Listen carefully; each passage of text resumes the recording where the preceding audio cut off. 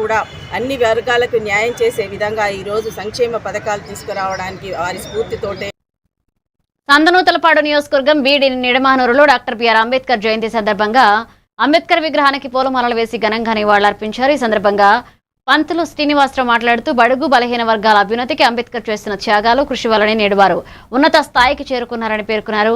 ఆయన ఆశయాలను ఆచరణలో పెట్టడం ద్వారా సమాజ అభివృద్ధికి ప్రతి ఒక్కరూ కృషి చేయాలని పిలుపునిచ్చారు. కార్యక్రమంలో గ్రామస్తులు పాల్గొన్నారు.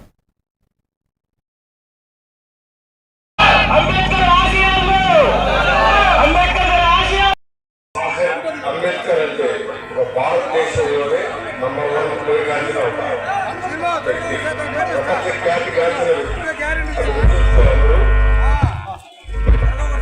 తర్వాత మన రాజ్యాంగం రాయాలంటే ఇంగ్లాండ్ బ్రిటిష్ పరిపాలన 1947లో తర్వాత అడిగితే మీ భారత్ కొంతమంది మనలు ఉన్నారు, వాళ్ళు కూడా చెప్పాలి. ఆయన ఎడ్యుకేషన్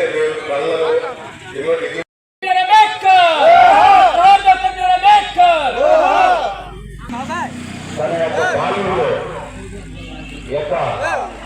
పరిబయట చదువుకొని ఎన్నో అవమానాలకు గురయ్యేటువంటి వ్యక్తి, నడుచొని కూడా అవమానాలకు గురయ్యేటువంటి వ్యక్తి.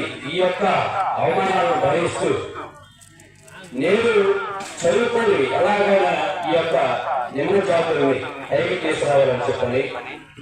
కానీ ఈ ఎంతో కష్టమైనటువంటి ఆయన యొక్క అడుగుజాడల్లో మేము అందరినీ కలుపుకొని పోతూ మా యొక్క జాతుల్ని అభివృద్ధి దిశగా పయనింపజేసుకుంటామని చెప్పని మరొకసారి వివరించుకుంటూ సెలవు తీసుకుంటున్నాం.